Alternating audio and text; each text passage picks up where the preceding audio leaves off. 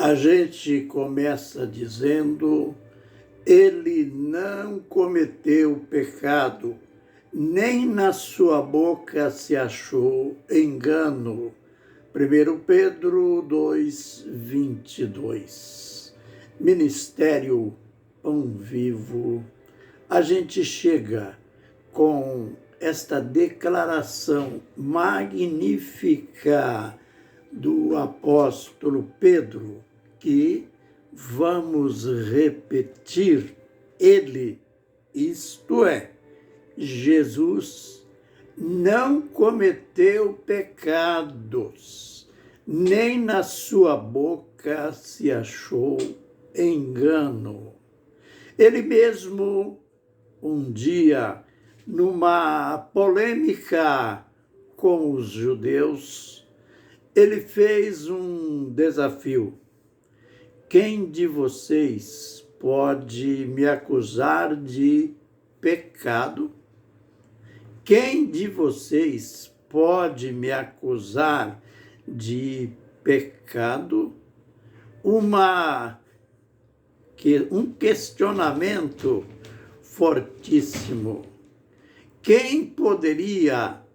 Qual dos habitantes da terra poderia ousar tanto? Mas ele ousou, e com muita propriedade. Lá em Hebreus capítulo 4, verso 15, o apóstolo escreveu que Jesus foi tentado em tudo, mas sem pecado. É claro que tudo isso tinha uma razão. Aquela razão que nós já aprendemos, parte dela. Ele, Jesus, aquele homem, sempre destacando este ponto. Nós estamos falando dele como homem. Jesus, ele é o resultado de um nascimento virginal. O básico disso tudo está em Lucas 1:35. Lembrem que quando o anjo Gabriel deu a notícia, trouxe a mensagem para a Virgem Maria, ela questionou: como pode ser isto? Eu não conheço varão. E o anjo afirmou: o Espírito Santo te envolverá com a sua sombra, ou na sombra do Altíssimo, no poder do Altíssimo. Por isso, note a razão. Por isso, o ente santo que vai nascer de ti será chamado Santo Filho de Deus. Note, já aprendemos isso, que ele, Jesus, nasceu como Filho de Deus. É importante saber isto aqui. Ele não nasceu como Deus. Ele nasceu como Filho de Deus. Ele é chamado várias vezes no Novo Testamento de Filho unigênito. O que quer dizer a palavra unigênito? Quer dizer o único gerado. Nenhum de nós nenhum dos homens da terra foi gerado pelo Espírito Santo, pelo próprio Deus, mas ele, Jesus, só ele.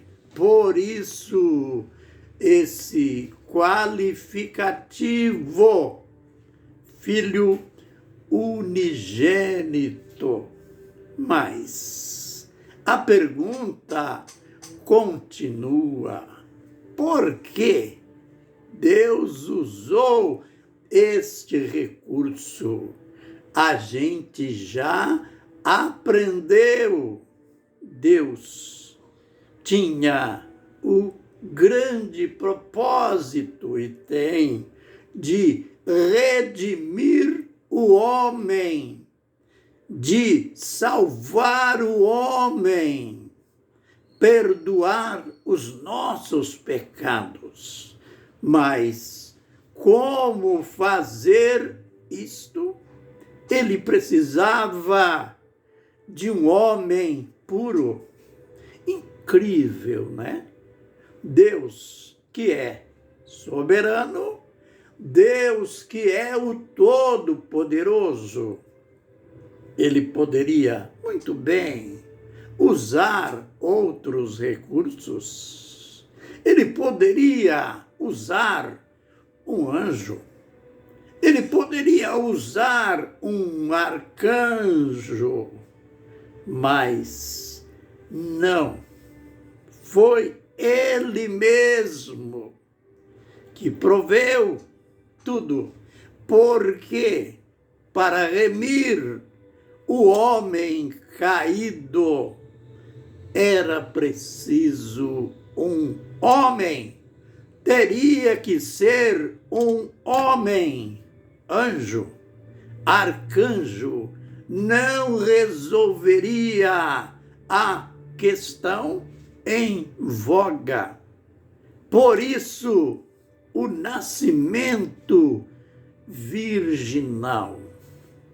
Olha, isso é tão magnífico, é tão forte, que até mesmo o diabo questionou a filiação de Jesus.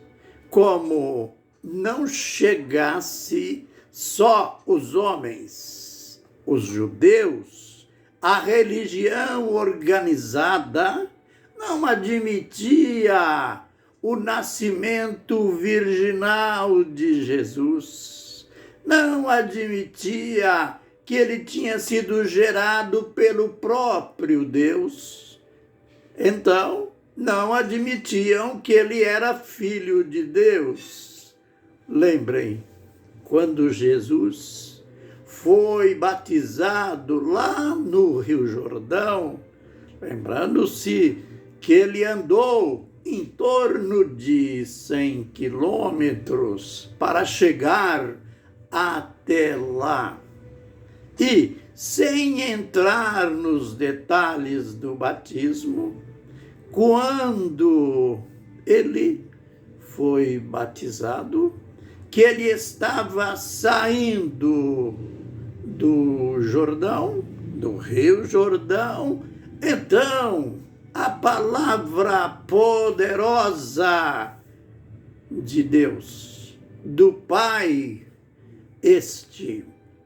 note que lindo, este é o meu filho amado, em quem me comprazo. Ele estava dizendo isto para João Batista, aquele que estava ministrando os batismos e fez o batismo de Jesus. João não poderia sair deste episódio com dúvidas. Ele teria que sair como saiu, cheio de certeza. Batizei o Filho de Deus, Aleluia! Olha, compensa repetir. Que palavra! Este é o meu filho amado, em quem eu tenho prazer. E estas mesmas palavras de Mateus 3,17 foram repetidas lá no Monte da Transfiguração, quando ele, Jesus, Pedro, João e Tiago estavam no monte e suas vestes foram transfiguradas, seu rosto, aquela coisa magnífica. E como só isso não chegasse, ali se revelou, apareceram Moisés e Elias.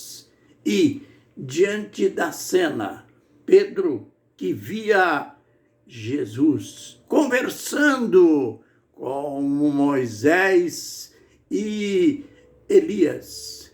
Ele estava tão gostoso lá, o ambiente se tornou celestial. Pedro disse: bom estarmos aqui.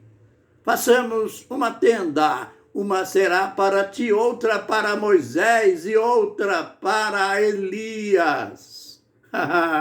Nisto soou aquela voz forte que saiu de uma nuvem. Era a voz de Deus, dizendo, confirmando novamente a filiação de Jesus.